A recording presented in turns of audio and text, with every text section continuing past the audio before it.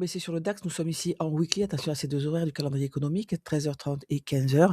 Donc 2 annonces qui peuvent faire un peu bouger les marchés sur fond et que géopolitique toujours très tendu. Daily pour placer le plus haut et le plus bas d'hier. Donc si on a pris le plus haut de la veille, on n'a pas été chercher notre niveau, mais on va voir exactement ce qui s'est passé dans l'unité de temps inférieure. Donc évidemment, impulsion baissière hier, aujourd'hui ouverture au point de clôture. Et quand on fait ça et qu'on est baissier, on attend un up pour aller chercher un POI et le shorter jusqu'à créer un premier lot, un petit retracement et ensuite aller finir le boulot pour prendre le plus bas ici, 22 693.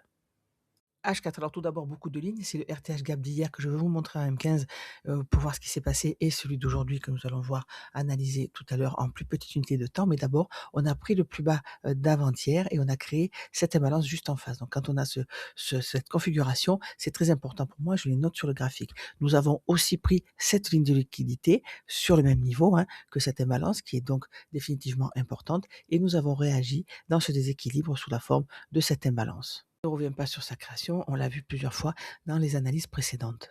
Biais baissier, mais après cette compression, la liquidité intéressante, elle est au-dessus de nous, parce que quand on est short, on vend les retracements au-dessus de nous. Donc ça, c'était la zone de TP short d'hier avec ces 3 partiels. Elle va nous resservir aujourd'hui, évidemment, parce que le prix peut y remonter, et ça serait celle super si on arrivait à le faire. Évidemment, une fois que j'aurai tout nettoyé ce graphique, il y aura ce breaker H4 qui sera noté en bleu turquoise sur mon graphique. Donc hier, quand j'ai fait le plan du jour, nous étions sur ce niveau-là et j'attendais un up sur le bas de la balance weekly, zone violette, pour aller chercher mes TP qu'on verra plus tard. Ce qui est intéressant, c'est que à ce niveau-là, je vous avais mis des post-it, je ne fais rien, j'attends un retour sur les 23 900. Ce que le prix a fait, on n'a pas atteint mon niveau, on a juste créé le plus haut d'hier avec ce setup. Les lignes bleues, c'est la bougie H1 de 9 heures. Ça m'indique déjà un setup particulier que j'utilise surtout uniquement d'ailleurs sur le gold, mais c'est aussi l'ouverture des US. Visuellement, c'est assez sympa, j'aime bien. Je vais voir si je le laisse ou pas sur mes graphiques. Donc pour la bougie de 9 heures H1, je me suis fait ce petit indicateur. Vous pouvez vous en servir, il est en libre. S'il ne l'est pas, je vous enverrai le lien sans problème. Post-it, celui-là, il est valable tout le temps. C'est l'entrée propre que l'on attend. Hier, je vous avais dit, quand au moment du plan du jour, nous étions là, je ne fais rien. J'attends un retour sur les 23 900. Donc, on a fait 970. En plus, il est temps, on va passer très vite sur les macros pour voir quel macro nous aurait permis d'entrer short vers nos TP. Piège s'est exactement refermé sur tous les acheteurs précoces. On est remonté sur les 23 970, je crois. Donc, évidemment, ces post-it servent. Je vais vous faire ceux d'aujourd'hui. Ne vous inquiétez pas. Et avant de faire les petits post-it du plan du jour, vraiment, regardez comment les niveaux sont importants. Il faut les matérialiser ou les noter sur un papier. On a notre open de minuit. Regardez à l'open, que fait le prix à l'open de Londres? On va chercher cette liquidité. Ici, c'est l'opening range de Londres. Première imbalance M1. Regardez comme elle est importante. C'était une entrée très sympa. On a nos macros. Donc ça, c'est le pré-open. C'est là-dedans que le prix va chercher à prendre une liquidité. Effectivement, on prend le bas du pré-market en réagissant sur notre midnight opening range. C'est magique avec notre première imbalance. Donc là, on a un setup long. Que fait cette macro? Elle nous le confirme.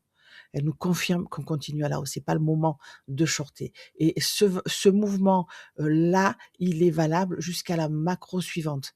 C'est la validation du précédent. Donc quand on a ça avec ce petit up, ce n'est toujours pas le moment de vendre. Et regardez, heureusement, parce qu'on a eu après cette prise de liquidité et c'est plus tard qu'on a eu notre short. Violet, c'est la lunchbox. Je n'ai pas pris cette tranche horaire là, je n'ai pas pris l'achat précédent et je n'ai pas eu mon niveau. Donc là, je n'ai pas travaillé, je n'ai pas tradé. Ensuite, on a ici la bougie 9 heures de New York, donc New York IM Open. À ce moment-là, le prix a retracé une première fois sur le point médian de notre RTH gap avant de le fermer entièrement et de passer sous notre prix ici, notre ouverture de minuit New York. Donc là, on était repassé en fin baissier. On a eu un niveau qui n'était pas le niveau extrême que j'attendais, mais on en a eu un quand même. Donc moi, je me suis intéressé à ces macros-là. Violet, c'est l'opening range de New York, la première demi-heure de New York. Donc on prend cette liquidité, il n'y a pas d'imbalance, on crée cette petite imbalance baissière et regardez, en face, volume imbalance avec ces trous de cotation. Donc là, pour moi, c'est assez résistant, ce n'est pas encore le moment de shorter. Effectivement, le prix va prendre l'ancien bas et là, les petits traits, les deux petits traits, c'est-à-dire qu'on prend un ancien haut, on crée un lot entre le moment où on a créé ce haut et le moment où on l'a cassé et là, c'est un short baissier, donc pas de problème. J'ai mon biais short, c'est bon, je n'ai plus qu'à mettre mon fibo et attendre qu'on repasse en premium, ce que fait, le prix pendant cette macro. Donc là, pour moi, l'entrée, elle est comme ça. Pourquoi l'entrée est donc comme ça? On repasse en premium, OK, j'ai mon breaker, dernière bougie baissière avant la hausse extrême, donc c'est un niveau, il est dans mon OTE et regardez, quand le prix up ici, on va chercher un niveau extrême, on peut se dire: «Voilà, on a laissé une imbalance, on va chercher l'imbalance, mais on remonte», sauf que on a laissé ce, volume imbalance. Donc à l'ouverture de la bougie, on a cette bougie-là, on peut cliquer et on met moi je mets toujours mon stop au-dessus, du breaker. Normalement, le stop est sur le dernier plus haut créé, mais ça faisait 50 points. J'ai un petit peu du mal, même si en ce moment, avec la grosse volatilité, je mets des stops plus larges. Là, ça faisait beaucoup 50 points, donc je me suis placée au-dessus du breaker. Bah, c'était un pari gagnant. Il est parti tout de suite. C'était un coup de chance, mais aussi c'était beaucoup d'attente, hein. On a pris ce plus bas ici, on aurait pu rentrer là, mais regardez, on n'a pas d'imbalance. Quand on n'a pas d'imbalance, le prix, on a créé ce breaker baissier, on clôture au-dessus. C'est beaucoup trop tôt. En plus, on est en pré-open. L'ouverture de New York, c'est que là, il faut attendre. On crée ce plus haut, on crée cette imbalance baissière, mais on l'a créé avant l'open. Moi, ce que je veux voir, c'est quelle prise de liquidité va faire le prix à l'open. On prend ce niveau-là. OK, mais on n'a toujours pas d'imbalance. Quand on crée l'imbalance baissière, on crée, je vous l'ai dit, ces volumes imbalance haussiers. C'est toujours trop tôt. On prend ce niveau-là et à ce moment-là, j'ai en ligne de mire le bas, de ma trend, c'est-à-dire ce petit niveau, le bas de ce qui va devenir après mon breaker. Le plan du jour avec ces 3 niveaux notés ici avec les étiquettes de prix, hein, on remonte chercher ce niveau et on short. Ça, c'est très propre. Mauvaise idée, c'est de shorter maintenant. On est vraiment en bas du bas, on l'a vu. Le plan du jour simple, vous avez ici votre post-it principal et attention, si le prix casse au-dessus, ce scénario est invalidé, du moins pour le moment.